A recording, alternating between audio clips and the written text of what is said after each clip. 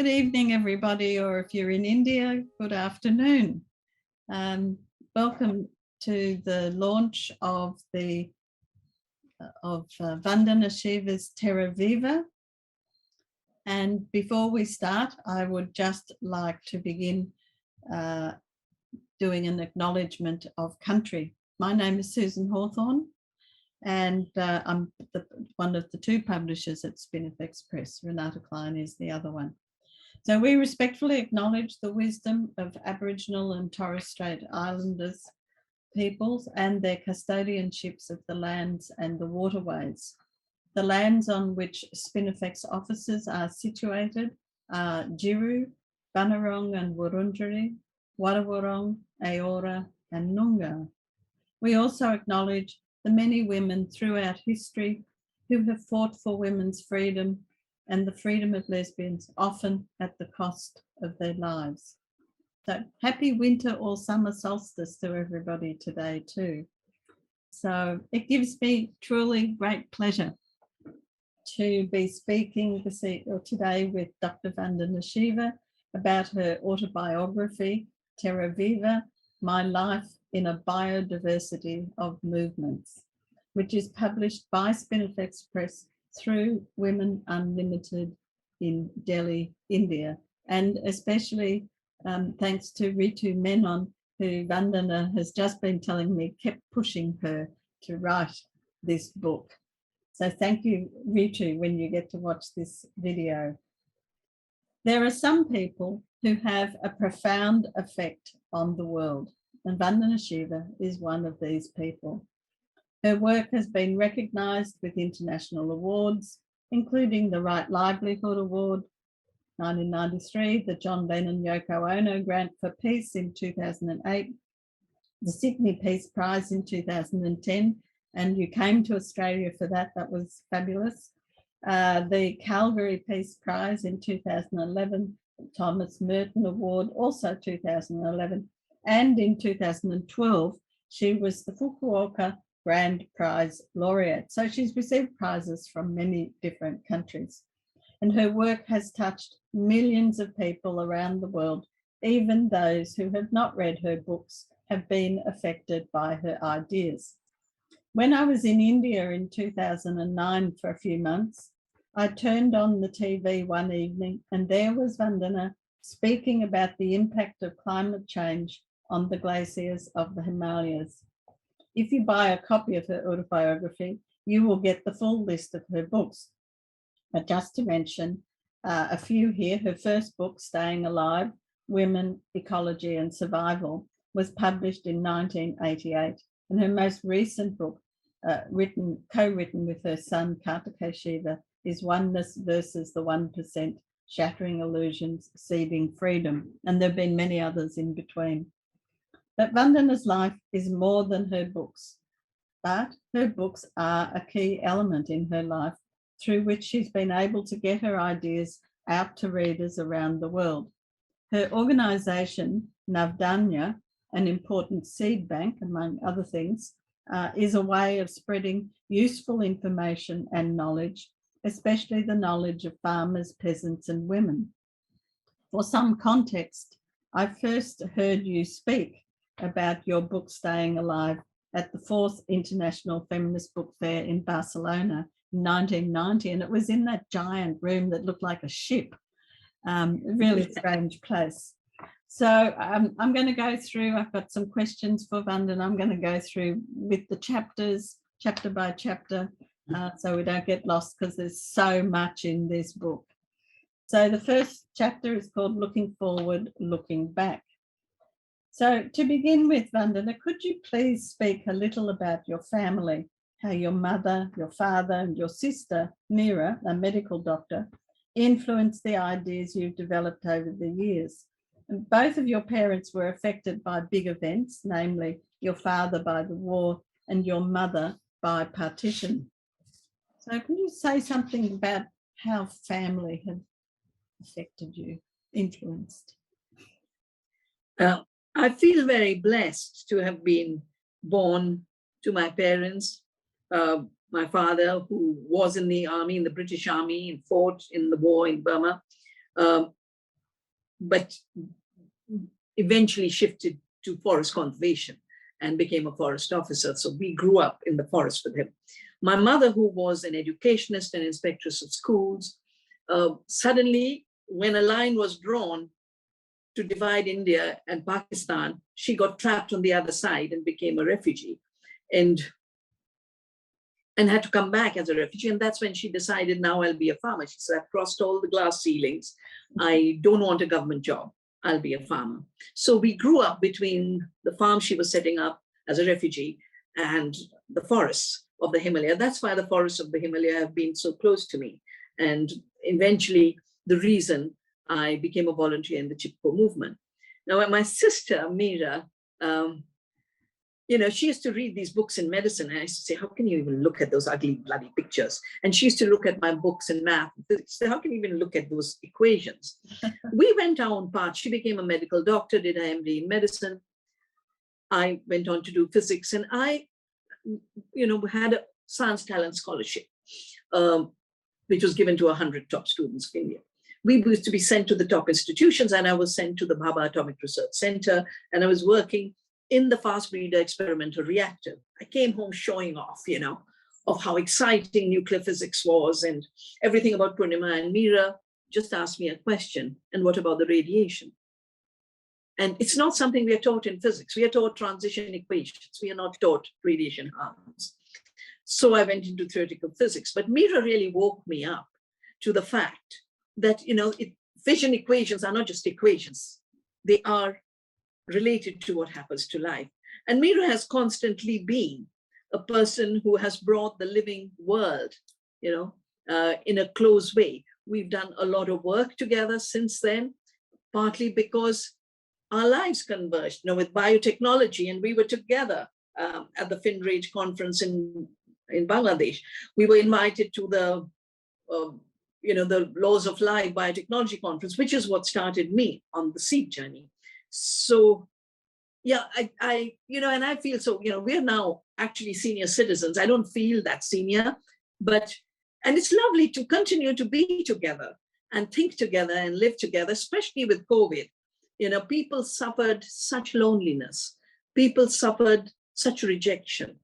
And I feel grateful to my mother, who left us this ancestral home, and the lychee trees and the mango trees are loaded, and the birds and the butterflies are there for our company. So thank you to my lovely family. You were also, of course, influenced by Gandhi, by Miraben, and the Chipko movement, which you describe as your university for ecology. So what was it that made you move from theoretical physics to environmental activism? I was passionate about, and I still am passionate about, the quantum understanding of the world. It is still what has framed my thinking. But I came back to India the day I finished my thesis and had defended it. I took a flight back. I said, there are too many Indians who come to study in America and then live on. And at that time, the luxury was, instead of sweeping the floor, having a vacuum cleaner. I said, they get married to their vacuum cleaners and their cars and their big bungalows. And I just felt grateful to India for what I had received. And I wanted to understand the society more. I had offers to continue to do theoretical physics. But I was very, very uneasy about the fact that we had such huge scientific institutions in India and the third largest scientific community of the world, and yet such huge poverty, because we are always told the more modern science you have, the less poverty you will have. Science removes poverty. And it was not an equation that was working out in real life. So I joined for 3 years the Institute of Management after having worked a little bit in the Institute of Science. And that's when I started to understand exactly what was happening. That actually capital-intensive technologies were polarizers. They were not removers of poverty, they were creators of polarized poverty. I watched it with fisheries, I watched it with agriculture. And it isn't that I said no to my passion for quantum theory, but my passion for ecology grew as a science with that interconnected world view about which Karthik, my son, and I have written in our book, Oneness versus 1%. Chipko became a place for me to learn more because I saw a forest disappear. And then that's where I talked about it in the book. I was so troubled. The tea shop owner at a place where I was waiting to catch the bus said, but now there's hope because there's Chipko. So I took a pledge. I was leaving for Canada to do my PhD. I said, I'll come back and make connection with Chipko. But Meera Behan, Sarla Behan were Gandhians who used to visit our home when we were little babies and children, because our parents were not only Gandhians themselves, but were very, very generous. I remember asking my mother once, why do you keep wearing the same 3 saris all the time? You know, because everyone else's mothers has these fancy clothing. And she replied, well, if I dressed up, there would be nothing left for you and nothing left for the people who come to our home as a commons. So Meera Ben, Sarla Ben, all of these were my early visitors. And Chipko became, like I've said, my University of Ecology. It's from the women I learned the biodiversity. From the women I learned the interconnectedness.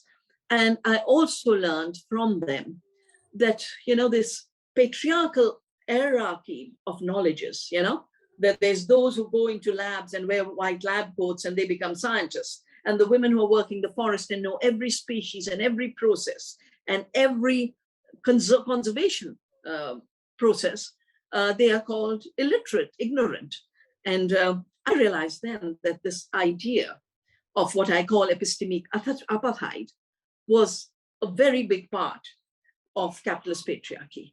And I learned ecology as a science through those who were living the ecology of being part of the forest.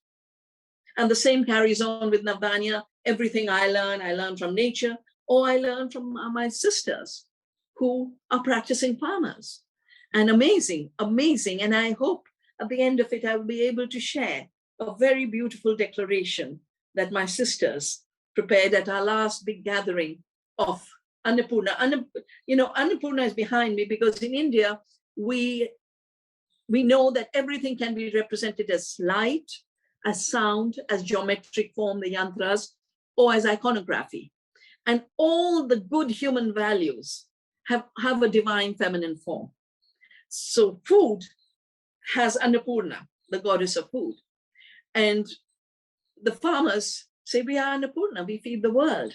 And they did a very, very beautiful, powerful statement, which I'll pick up and share with you at the end of this dialogue, Susan, because you and Renate have been such stalwarts of the feminist movement, and especially taking up issues that were not even identified as feminist issues, like genetic engineering. Yes, well, thank you for that. So if you see me get up from my chair, it's because my dog is starting to whimper. It probably needs to go out, but I'm going to hang on with her as long as I can. So the next chapter is the one called Trees of Life Saving the Forest.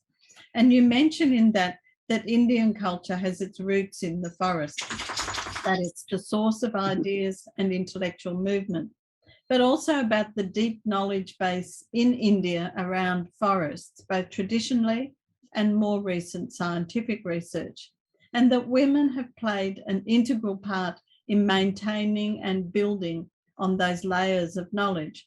So how does this knowledge create and foster the Chipko movement? And how was it that you were able to take a grassroots women-led movement to the attention of the World Bank?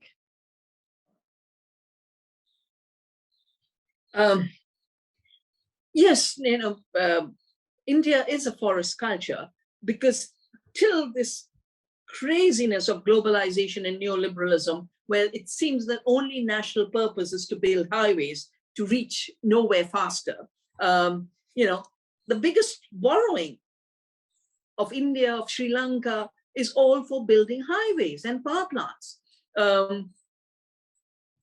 As Tagore wrote so beautifully, we are a forest culture, yeah. And our sages and saints used to go off to the forest. All the ashrams used to be in the forest. How did this shape Chipko? Because Chipko started in the Himalaya. And the Himalaya is forest culture. You wouldn't have agriculture without the forests. You could not even grow food without the oak forest. The oak forest, the streams for which women were fighting, and women stood up and said, these are not timber mines. You are so mistaken to think this is just this much square foot of timber. These are the sources of our food and soil, water, air. This is what makes for life. The economy itself was and still is based on the forest and biodiversity economy. And one of the big issues that we've developed in recent years is to help people remember that food is not the 5 commodities grown industrially and traded globally. Food is everything that nourishes the world. It's the currency of life. But my sisters are now documenting all the indigenous food. The other day I was up in the mountains for our Living Democracy movement. 1999 was the first time they did it. The women basically got together and said, who are these people like the WTO and Monsanto's to say they invented the seed and it's the intellectual property of the corporations? Who's WTO to write the laws? These trees and forests are our family. We are daughters of the forest. And they would write postcards, and we had amazing action. This Living Democracy movement was remembered again a few months ago. And the women brought me all these wild fruits that are not counted as food. The work of the Chipko movement showed that forest economy is the ecology of water, it's the ecology of soil, it's the ecology of avoiding floods and landslides. When the floods and landslides started, it's the women who woke up. And what happened then was a 1978 flood after a logging. And that led to the government realizing that what women were saying were true, that the forests protected had a much bigger economy of providing a stability, avoiding disasters, providing food and water than a forest cut. The forest cut had externalities. And that's when, because of the Chipko movement, not only did we get a logging ban in the high Himalaya, but the World Bank had to understand that the economy is not just extraction. The economy includes conservation. Of course, they then played tricks and then, turned it, commercial forestry into social forestry, amazing doublespeak that's happening right now. Just yesterday, I was giving a talk to the ecological agriculture movement to destroy biodiversity. Now there's a language of biodiversity net gain where you can financially make money by buying and selling credits while the biodiversity is destroyed, or the net zero of climate change. So for me, Chipko is such an important place of the reality of ecology and all the doublespeak of nature's economy, which is basically hijacking all of nature and all of nature's rights. It has become a very, very big basis for the growth and evolution of my own knowledge. Those were the days, and they continue to be the basis of my constant, that's where I check out reality. I constantly check out reality with the women on the ground, with the women in the forest, with the women on the farms. In the year 2000, you took the American company W.R. Grace to court over their use of the neem tree. Why do you think you were successful in doing that? Because it's a really difficult task. Yeah. Well, you might remember, and I've talked about it in the book, 1984 was a watershed for me that turned my attention to agriculture. The place where I had done my MSc honors in Punjab, what was now erupting in violence. 30,000 people had been killed in the violence. But the Green Revolution, which was first implemented in Punjab, had received the Nobel Peace Prize. And I said, the story doesn't hang together. Mr. Borlaug walks away with a Peace Prize and leaves a legacy of bloodshed. What's going on? That same year, 84, 2nd December, a pesticide plant leaked in the city of Bhopal.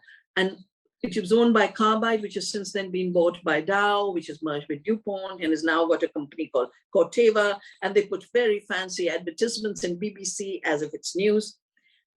Union Carbide has this ad where it was a beaker with red pouring over a farmer with a plow, saying, carbide has a hand in India's future.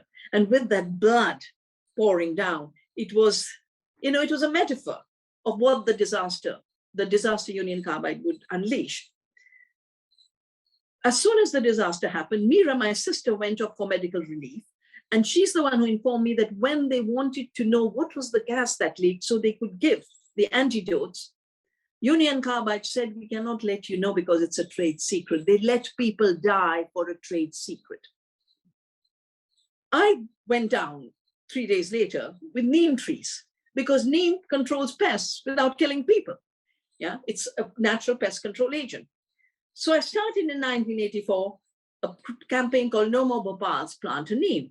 10 years later, I find it's been patented in a journal on biotechnology, the first ever use of neem for biopesticide, invention, patent, W.R. Grace. So I asked my friend Beth Burrows to look deeper into the patent.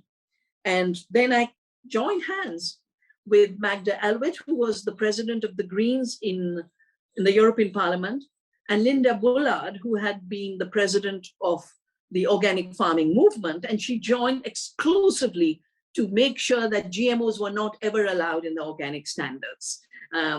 So I contacted them and we jointly worked to challenge not just W.R. Grace, but with W.R. Grace, the USDA was part of the filing of the patent. And when you ask, how were we successful? First, we mobilized on the ground. I collected 100,000 signatures to take to the European Patent Office. The people of India were deeply involved. We connected the knowledge of the farmers who used neem and the knowledge of the scientists who had researched neem to show that this patent was based totally on piracy. These were publications where we knew that neem acts as a fungicide, as a pesticide. But I think at the end of the day, it was the sisterhood between the three of us. We trusted each other. We gave time and knowledge to each other. If I could travel, I'd travel. If I couldn't, Linda and Magda would fill in. And we had no money. We had zero money. We found a wonderful lawyer who gave his time pro bono to fight the case for us. But if the three of us hadn't joined hands, there is no way a case of biopiracy of neem could have been fought from India in the European Patent Office. And I remember this so clearly. We won in the first round, and then Grace and the USDA challenged and put an appeal. And I think it was 2014, on Women's Day, 8th of March. The judges said, you can go for lunch break, we'll give you the judgment after. And they came back and all they said after the lunch break was, congratulations, happy Women's Day. And in a way, they gave this as a gift to us as three women warriors fighting against the piracy by the biggest superpower and one of the biggest chemical companies of the world, which constantly reminds me again and again and again, solidarity, trust, friendship is the power we have. Yes, indeed, that's absolutely true. The other subject that you keep coming back to again and again is that of food security. And you write a lot about that in the chapter on Seeds of Freedom. And you wrote about it in The Violence of the Green Revolution, which was one of your earliest books, 1992. And you revisited in the anthology Seed Sovereignty, Food Security, which came out in 2015. So what is so important about food security? And what are some of the myths around GMOs, that is genetically modified organisms? Is it something that affects people, mostly people in poverty, or is this something that reaches to the rich countries as well?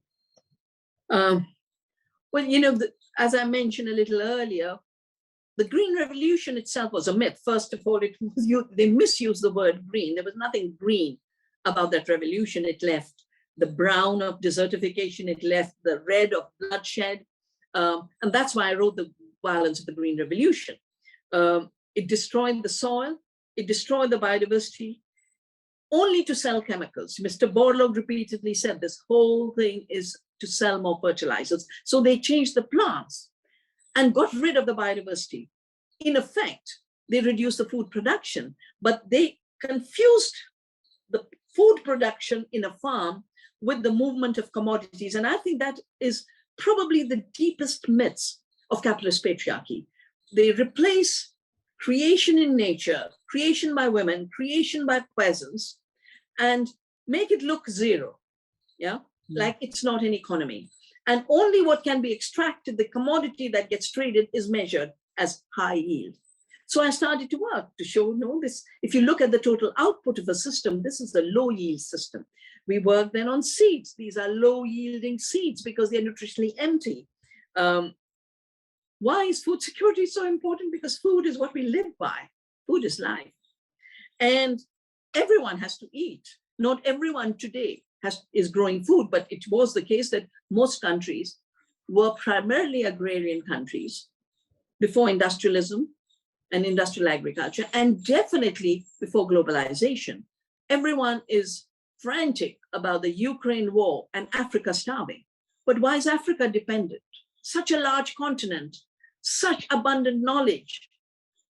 Why are they having to depend on wheat, which is not their staple crop? Mm-hmm. It's a land of millets. It's a land of arid areas. So the dependency created by the Green Revolution, and now Mr. Gates with the Alliance for the Green Revolution in Africa, is creating food insecurity by destroying the food basis in biodiversity and ecological agriculture. The GMOs were the second myth. They often call the second Green Revolution. You can't produce more through genetic engineering. All you do is take an existing plant and its productive capacity, and you shoot with a gene gun. A toxic gene, that's all they have achieved. A gene to express Bt toxin or a herbicide-resistant neem. One to sell more Roundup, the other to sell more pesticides. The claim was it'll control pests and weeds. Instead, in India, we have super pests. Hundreds of thousands of farmers have committed suicide because of the indebtedness. And in America, half the farmland is overtaken by super weeds. Now they're coming with the new GMOs called gene editing. Just yesterday, I sent a message because the women's movement of Japan is having to fight these gene-edited tomatoes, which these companies are now pushing on schools to make the school children grow and eat them. Mm-hmm. And I say this is a violation against the rights of the children. But gene editing is not an accurate technology. They were trying to breed hamsters with gene editing to make them more peaceful.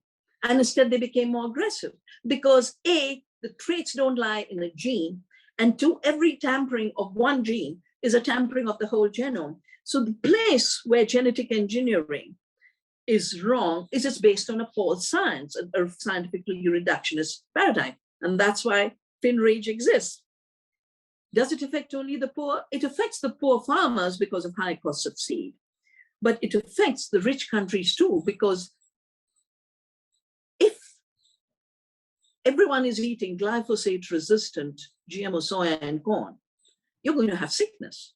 The fact that we have chronic diseases is because of the total damage to the gut microbiome. And while they kept saying glyphosate is safe for humans, glyphosate impacts the bacteria in our gut microbiome. And now there is proof of how much damage glyphosate is doing. And I'm so happy that finally the courts of the US have woken up and said the EPA cheated in declaring this was safe.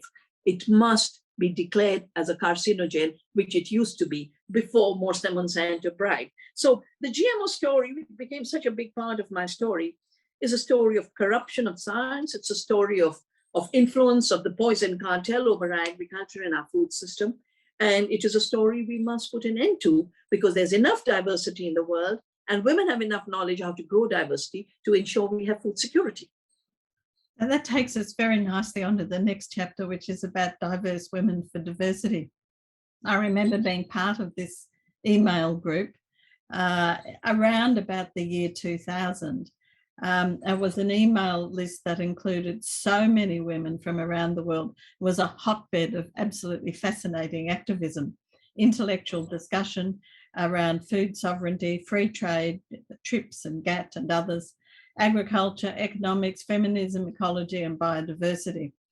And when the planes flew into the World Trade Center on September 11, 2001, there were lots of statements made by the members, including one on the 1st of October, which was a general statement from Diverse Women for Diversity, in which the many tools of terror were identified, including pollution, poverty, and marginalization caused by globalization, biotechnologies, monocultures, the terror of racism, patriarchy, and casteism, and living in a society in which basic human rights for women were not respected. The final sentence of the statement reads, "We ask all peoples of the world to stand with us in defending and celebrating diversity, peace, and hope."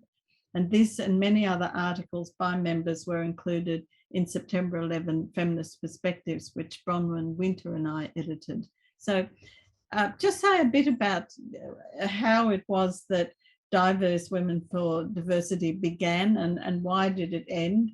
And you were one of its co-founders. And what was it that you wanted to achieve? And do you think you managed it? Well, it hasn't ended. It hasn't Susan. ended. Okay. Oh, no, it's just that, you know, we used to have a budget and we used to have people who could manage listservs.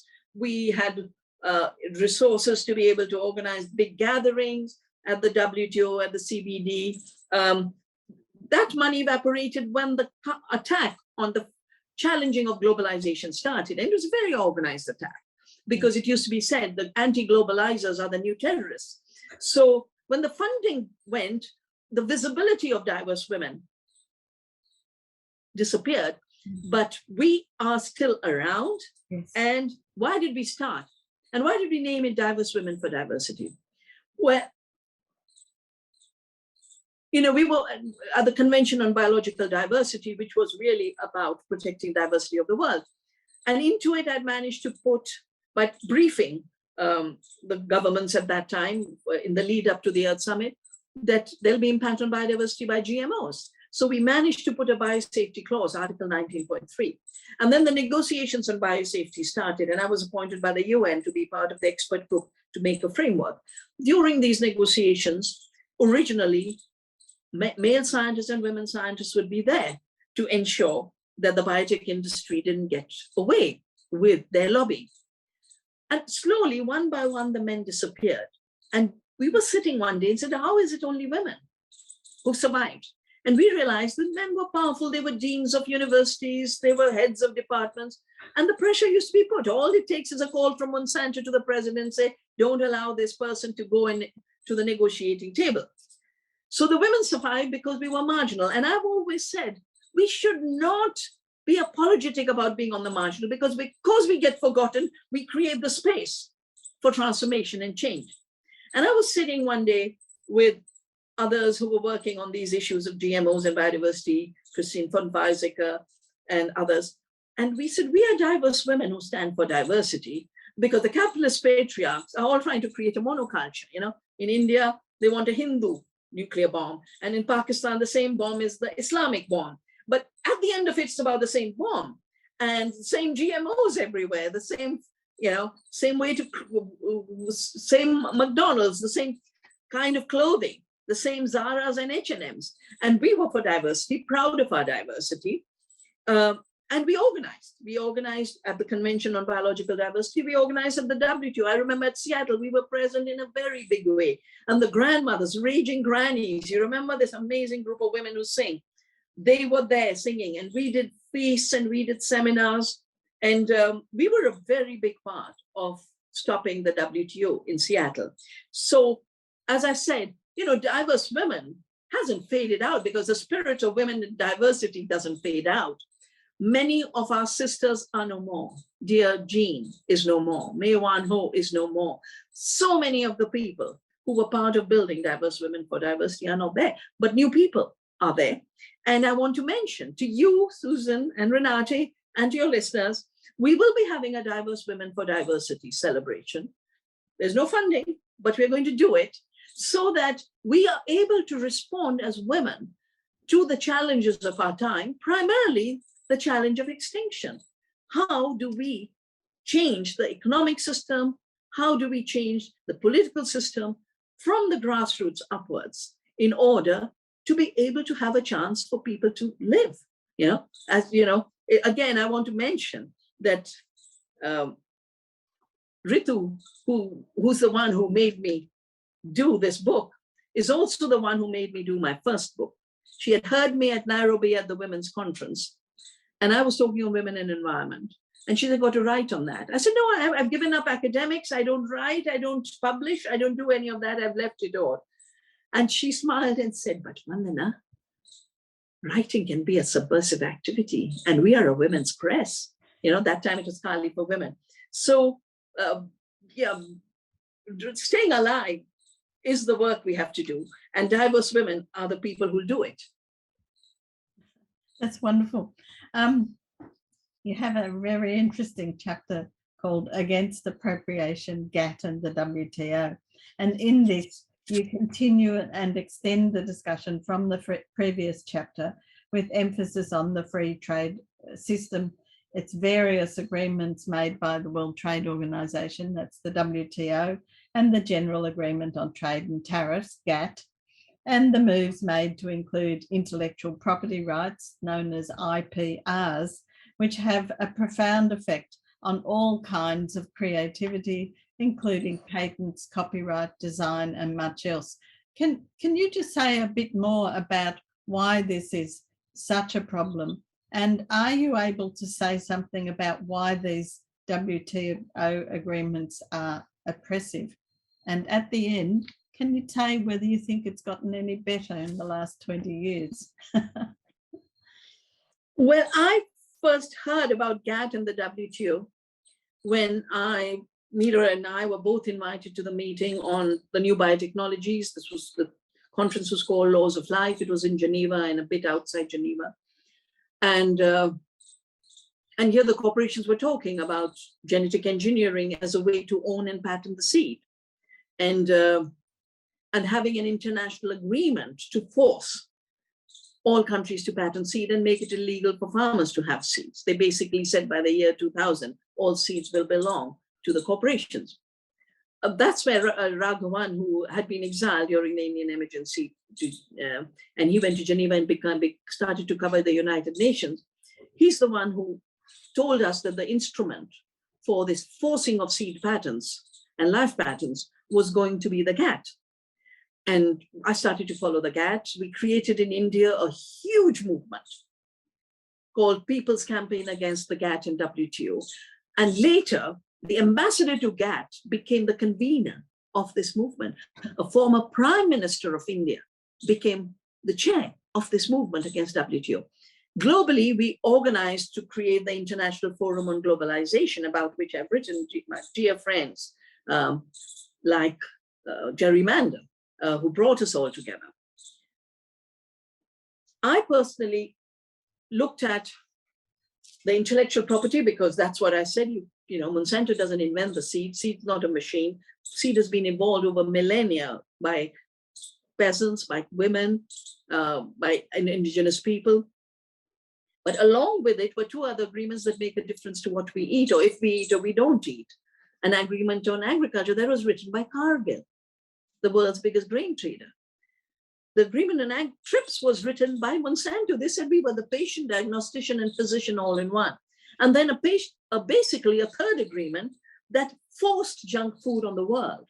This was the sanitary and phytosanitary agreement written by the Cokes and Pepsis and Nestle's of the world that criminalized healthy local food, artisanal food, on the basis of these pseudo hygiene standards. So it's not an accident that today everyone's eating junk food, and ultra-processed foods are basis of 75% chronic diseases.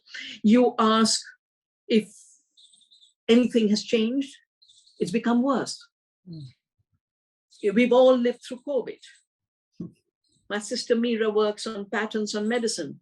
I work on patents on seed. We managed in India to put two clauses in our patent law. Article 3D, which Meera was a very big part, to say just tiny modifications in a medicine is not a creation of a new medicine, it's not an invention. And therefore we have a big generic industry. But we also got 3J, that plants, animals, and seeds are not human inventions, therefore not patentable. Well, we've been through COVID, the vaccine story. is for you to know. Now, one would imagine everyone who's selling the vaccine for saving humanity would want to make it available. But the big fight in WTO is what is called vaccine apartheid, intellectual property rights on vaccines. And it is showing that the commitment to intellectual property rights of the same handful of corporations, the poison cartel who spread poisons, create the bhopals, are the same who are big pharma. They're the same companies. Bayer is now Monsanto, but Bayer is also a pharmaceutical giant. Pfizer was the owner of Monsanto, is the one pushing the mRNA vaccines. Worse, WTO has been used by the United States to, India has the biggest public feeding program in the world, the biggest. And we have a law that requires of the state to ensure no one goes hungry. But this means that Indian government has to buy from the farmers. And this guarantee of purchase is what keeps farming secure and allows the poor to have the security of food. The US went to WTO to say this is undermining free trade, that India should buy from global corporations and then subsidize. So WTO has not improved. It's becoming even bigger instrument of the big corporations and now the big billionaires worked through the rich countries, through the European Union and the US. The governments are the front, but the real players is money. The next chapter you're writing about water, the great water capture. And Australia is a place of many dams, most of which are built quietly and often with the support of farmers and ordinary people, with the exception of some of Australia's wild rivers, such as the Franklin River in Tasmania. There were huge protests against that in 1984. And a number of the wild rivers like the Archer, the Staton, the Jardine, and other systems in Queensland. But in India, there have been huge protests against dam building. So what started you on that path to protecting rivers and water supply? I'll ask you a bit more about the Ganges after this. Yeah. Well, all dams are built by drowning watersheds. And it's because I'd anyway worked with Chipko that there were two big dams, one in the south, in the Western Ghats, that was going to destroy virgin rainforest. And then the Terry Dam on the Ganges, which was the highest dam of the world, one of the biggest at that time. And it was going to destroy villages, submerge the most fertile soils of the valley. And when I go up to the hills, you see the ruins of these villages coming up. Because we had done studies on ecology, we knew that making a dam in these very fragile mountains is not just displacing large numbers of people, but the silt that's being eroded is going to silt up this reservoir. It will not last.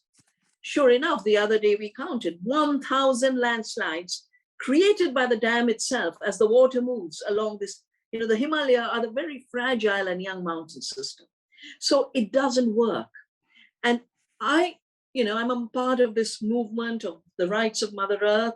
It grew from Bolivia. We wrote the draft declaration on the rights of Mother Earth. And I'm part of an Indian culture where we realize this, the rivers are our mother goddesses. So on the basis of false projections, whether it is this much kilowatt of energy or this much irrigation, at every point, it is a very, very false economy that is projected to kill the true economy of a living river. Yeah. And because I've grown up here in these mountains and we've learned swimming in the Ganges. We have trekked up the Ganges, every one of its tributaries. A dam is an imprisoning of a river.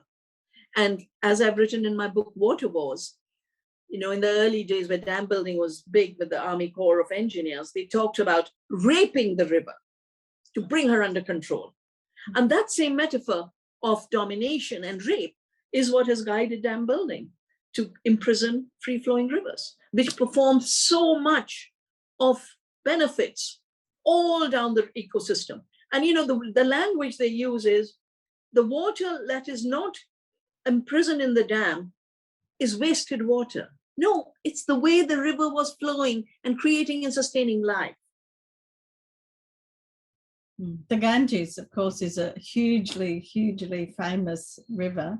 It's famous for its spiritual importance, also for irrigating riparian farmlands.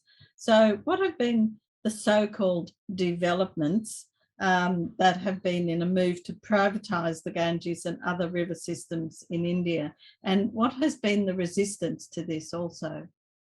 Yeah. So that, two ways of privatizing. One is this massive dam building where literally the river is privatized. And tragically, there are plans to make 500,000 dams in our little catchment of the Ganges. No, sorry, 500, not 500,000, 500 dams. Already with the few dams built, there is no river flowing. A dam kills the river. There's no river. There's no Ganges in large sections.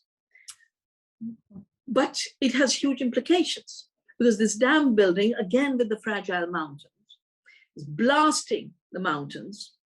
And in 2013, when a glacier melted and we had an extreme rainfall in the Kedarnath Valley, that flood brought huge landslides because of the fragility by the blasting.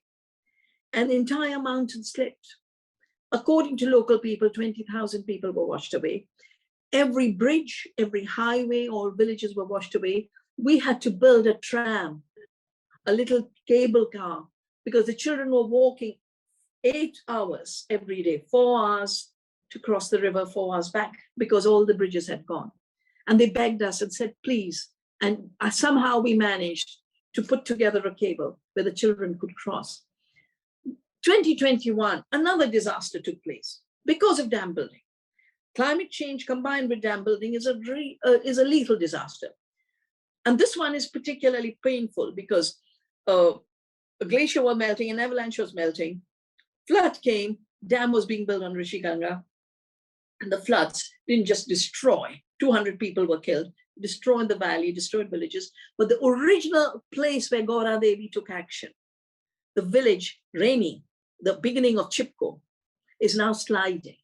It is disappearing. The home of Chipko is disappearing because of these dam disasters. And then, of course, more recently was the fact that they wanted to, Suez was given a contract to privatize Ganges water and sell it in Delhi. And the Tehri Dam was going to supply it. And we did a huge movement. We built a water democracy movement. We connected the people being displaced by the dam, the people on the sacred Ganges, the farmers who benefit from the sacred water of the Ganges with irrigation, the poor people of Delhi who were going to lose out if water was a commodity, because when water is not a public good, people don't have access. And I remember in particular, the movement became so big that the president of World Bank wanted to meet me when he was visiting. So I went with a bit of Ganges water, and I went with women with empty pots on their head. And I said to him, I want to remind you, for you, water is a commodity. For us, Ganges is sacred. And here is a little bit of water for you to carry home to remember that our culture will not allow the buying and selling of the sacred Ganges. And did he take it? And we stopped the World Bank project that was driving all this. Oh, it had to be withdrawn. Fantastic. I mean, I'm absolutely overwhelmed by all the things you've done. But the next chapter is about no patents on life, biodiversity and biotechnologies, which you've written about endlessly in so many different places. But these two words, biodiversity and biotechnology, are in opposition to one another. They just they rattle. So why is biotechnology to be resisted, and why is biodiversity so important? And what does all of this have to do with patents? I mean, there have been recent developments in the genetically modified organisms, things based on CRISPR and moves by big corporates, but maybe we'll do another question about the big corporates after you talk about biotechnology and patents and biodiversity. Well, biodiversity is the very basis of life. Yeah? It is what weaves the web of life. And biotechnology is basically using genetic engineering to modify the organism's genome in order to take a patent. I'm fortunate that I was at the meeting in 1987 where the corporation said it so clearly that the reason they were doing genetic engineering was to have the patent. They did not at that time in 87 talk about feeding the world, efficiency, nothing. The objective was owning seed and collecting royalties. And they had thought they'd be able to call this trick that by modifying one gene or putting one toxic gene into the plant, they could now claim to be creating the organism itself. So we started to joke and say, for Monsanto, GMO means God move over. Yeah, GMO means God move over. We are the creators, and therefore we will collect royalties. But moving a gene and claiming creation is, you know, if I was to come to Spinifex office with this pad and I put it on your table, and then I tell you and Renate that I own Spinifex Press because I added one little piece. I'm now going to collect royalties for all the books. It would be ridiculous. It would be theft. So this biological theft by the old chemical industry is achieved through genetic engineering, pretended that by moving one part of an organism, they've created the whole. So it begins with a scientific lie. It continues with a second scientific lie that a gene is what leads to traits. No, every gene contributes to many traits, and many genes are contributing to each trait. There is no one-to-one correspondence. That is a construction of a genetic myth. And in my other book, Biopiracy, I've traced this to the whole thinking of, the Hitler's time, that a lot of the scientists from Hitler's Germany moved over to America, and then Rockefeller financed them. And there's a very brilliant book by a women historian of science called Lily Kay, who has shown how the idea of genetic reductionism was constructed to build a new biological determinism, to in a way say, we will not now determine it by the skin, the biological determinism of so-and-so woman, so-and-so's black, so-and-so's this, so-and-so's that. No, we'll now say it's in the genes. They didn't know what the gene is, but they said atoms of determinism is what they were seeking. So the whole edifice is based on a false science. And that is why we have such negative impacts of the old GMOs, as well as the new gene-edited GMOs, which are GMOs. They're trying to pass gene editing as natural. But I'm so glad that Germany is sticking to the fact that gene editing is a GMO and must be regulated through biosafety. Austria has said there must be labeling and safety testing. And this is what I told the Japanese. I said there are biosafety laws. A genetically modified organism is any kind of modification. It could be transgenic or gene editing, but it's still modified. And any change in one part of one organism affects the whole ecosystem, and it affects all the relationships with other organisms. This much we know through science, and it is time for biotechnology to stop being unscientific and anti-science and claiming to be the science. In this chapter, and also in your book, Oneness versus the 1%, you talk about the big corporates, and I'm thinking of corporates like BlackRock and Vanguard. So who are they, and why should we watch them? In 2015, when my son Karthik and I wrote that book, we were very puzzled by two things. One, Mr. Bill Gates running the COP in Paris on climate change. Since when did billionaires become instructors to governments? What happened to our elected representatives? They've disappeared as representing anything just now except billionaire money. And that's around that same time, Bayer was buying Monsanto. So I wanted to figure out, what the finances were. And that's where my son did all the homework and found that actually neither Monsanto nor Bayer were independent corporations. 75% of all corporations, whether it be Apple, or it be Coca-Cola, or it be McDonald's, or it be Bayer, or it could be Monsanto, all of them across the board, 75% ownership. is in the hands of this new class of asset management funds. They're not corporations because they're not open to the public. Now, how did these asset management funds suddenly become so powerful? Because the billionaires became so powerful because of GATT and WTO and deregulation. I remember very clearly the first WTO ministerial in Singapore, where Microsoft managed to get movement of information excluded from trade and paying in trade tariffs. That's how they can move information around with never paying taxes.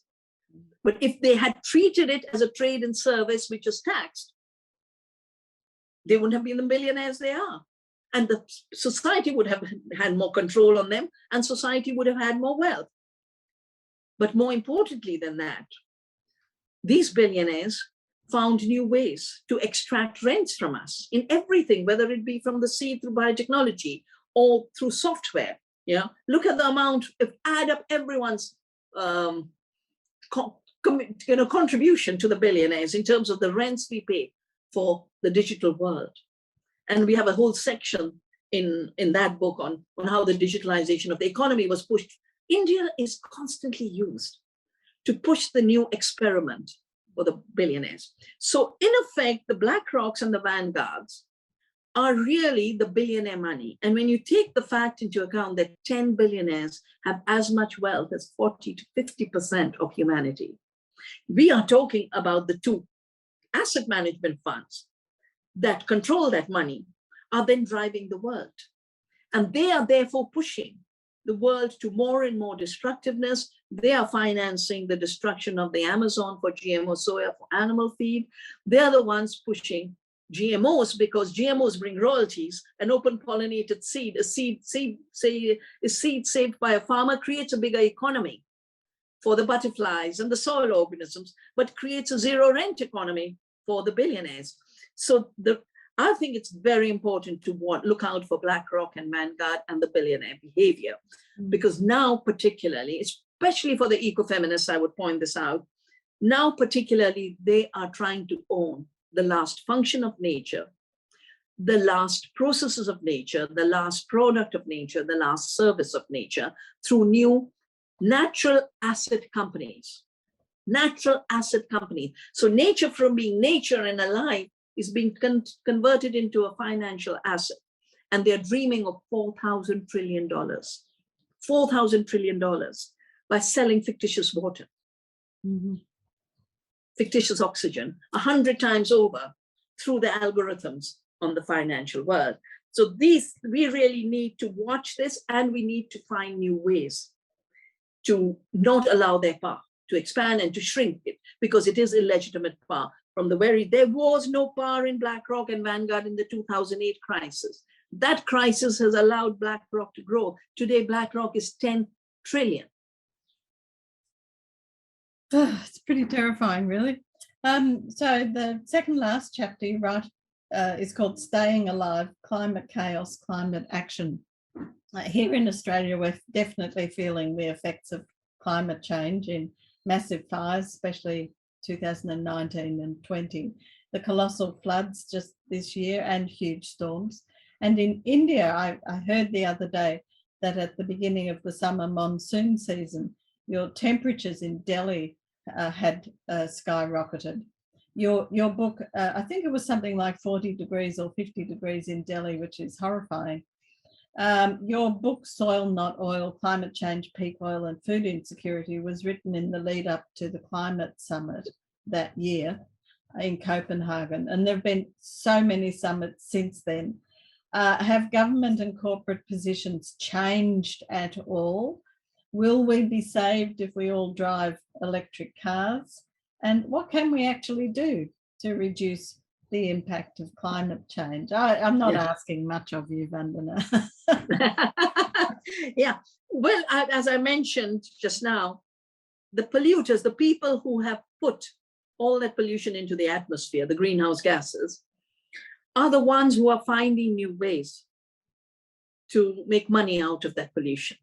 So the principle we passed at the Earth Summit in Rio in 1992 was the polluter should pay.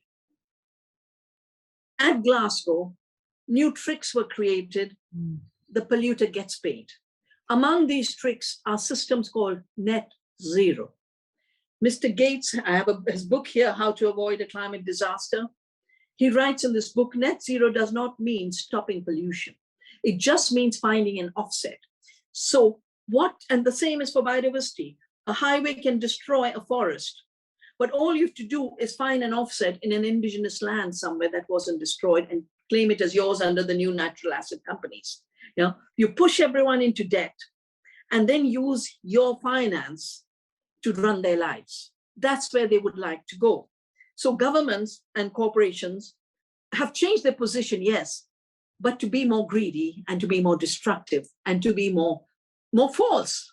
They are not solving the climate problem by basically saying Impossible Burger from GMO soya will solve the climate problem. Mr. Gates financing lab-made breast milk, genetically engineered breast milk as a climate solution. Where was breastfeeding a climate problem? It was a health solution. It was a bonding between the baby and the mother. And it is the single biggest source of immunity for the child. And he wants lab milk, as a climate solution. Biomilk, he calls it. Or this net zero, or worse, this carbon trade and carbon offsetting, which we have called carbon colonization. It's, they're going to reduce agriculture from being producing of healthy food for people to how much carbon do you have in your soil, and the financial system is already with it. And with this measuring of carbon in the soil, all the organisms of the soil will disappear. All the foods of the people will disappear. The land will become an offset for the polluters. Will we be saved if we drive electric cars? No, for two reasons, no. First, you're going to have to destroy the existing cars, with it a lot of resources. And the International Energy Agency has pointed out, electric cars use 600 times more materials than the existing cars. And look at Bolivia, toppled by the lithium coup for electric cars, or all the mining of cobalt in the Congo by child labor. So it's not going to save us. Basically, what is the ecological catastrophe and the climate catastrophe? Overuse of resources, non-sustainable energy use, and just excessive consumption and greed. Substituting sources of resources and energy for high consumption will not save the planet.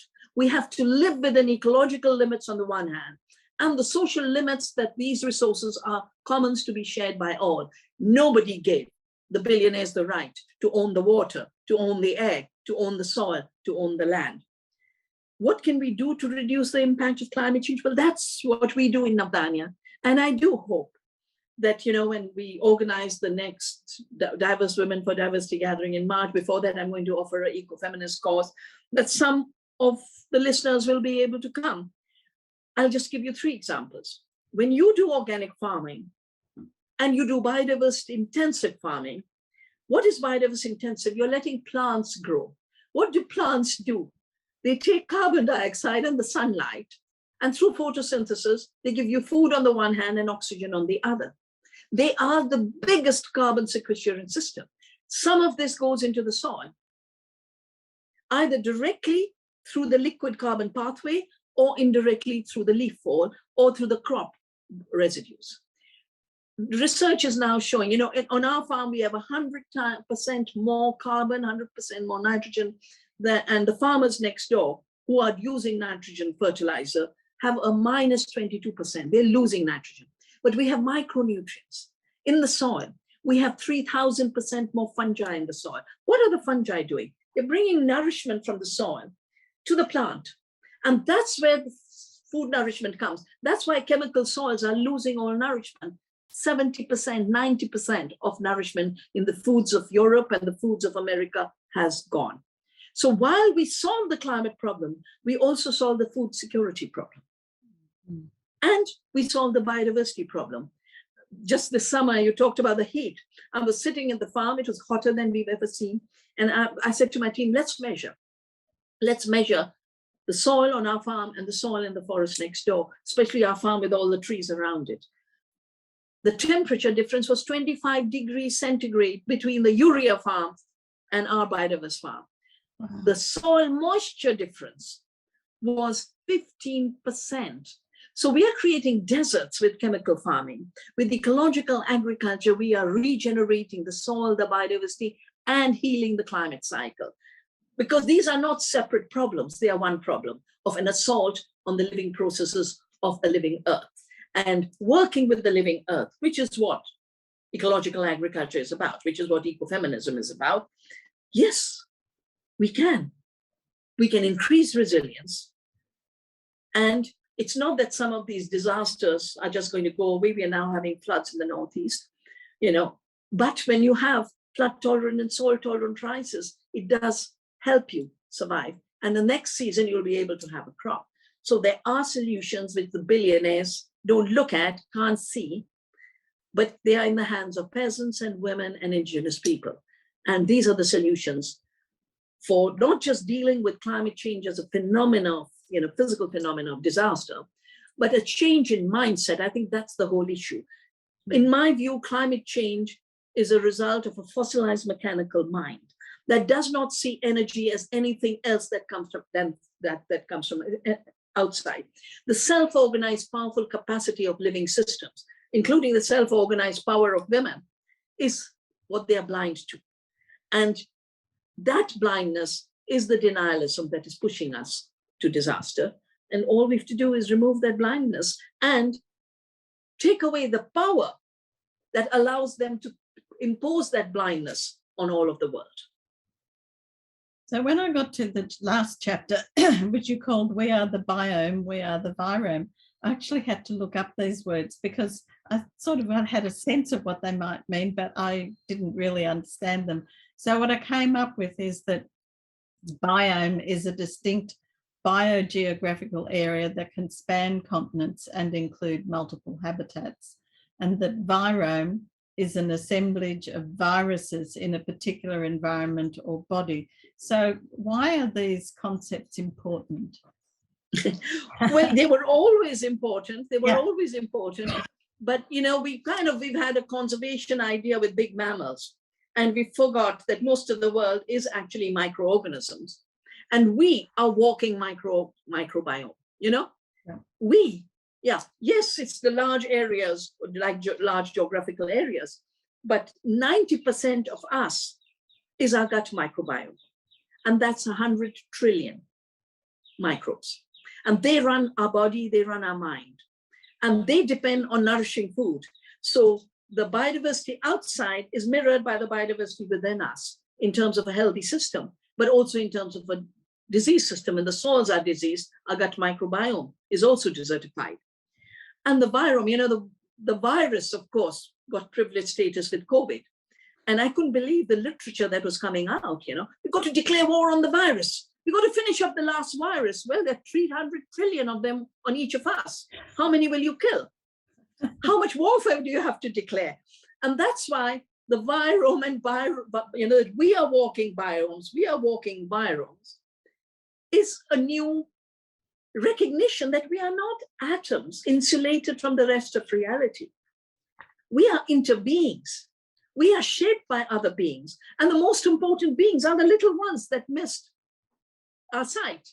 They are the real shapers. At the end of the day, they have the last laugh. Even our bodies become their food. They eat us at the end of the day. We are not the top of the pyramid that was created, human beings, men at the top of the pyramid. We are cycles of life.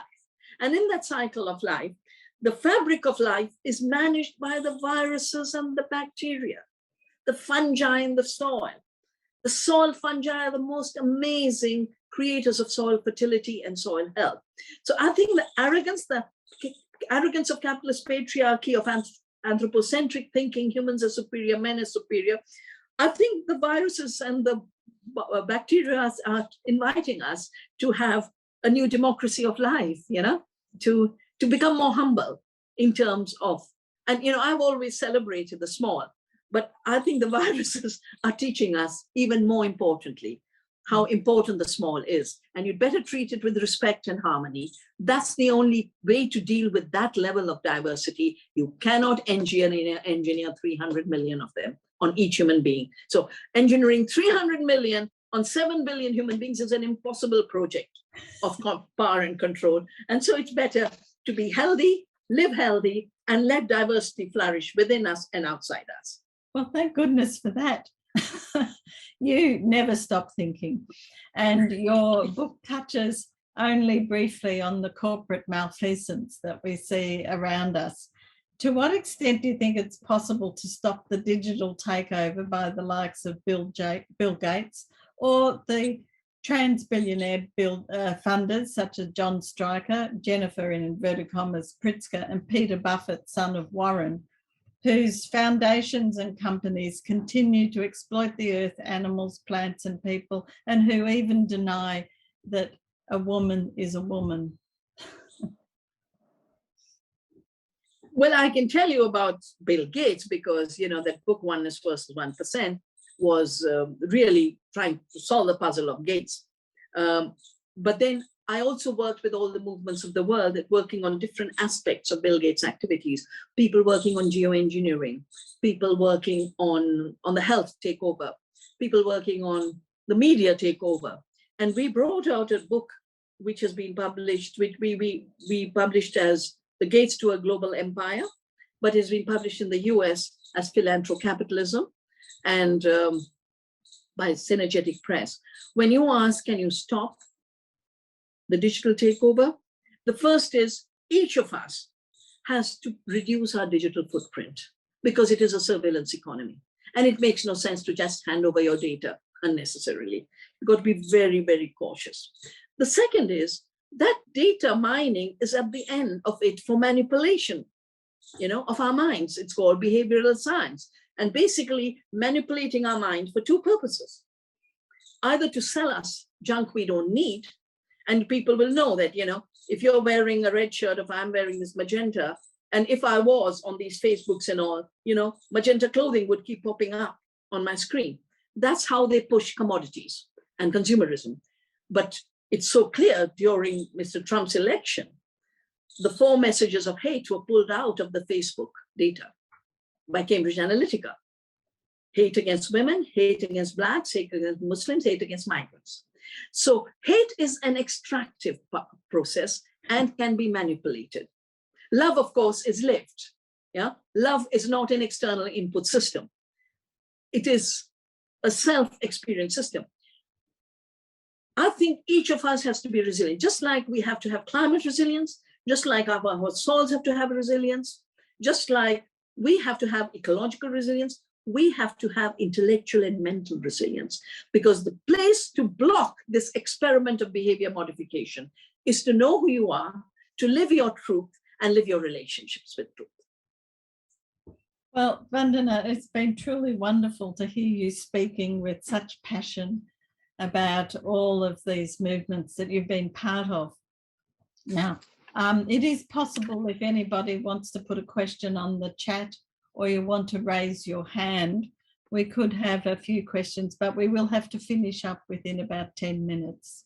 And we would like to say some thank yous also. So we need a few minutes for that. So does anybody have any questions? I know it's a lot to take in. And, do please get a copy of Vandana's book and have a look at all the other ones as well. So Renata, would you like to say a few words of thank you just to finish where we're at? Well, Vandana, I have to say, I could listen to you forever and ever and ever. You really, truly are such an inspiration. And you mentioned the FinRage conference in 1989 in Bangladesh. That's a very long time ago, but you were an inspiration then, and your sister Mira too, and you certainly are an inspiration now. And that latest book of yours is just such a fabulous summary of so many of the activities that you've been involved. So, I mean, my first point is really to say to anybody who's here please get a copy of that book. It's just a treasure.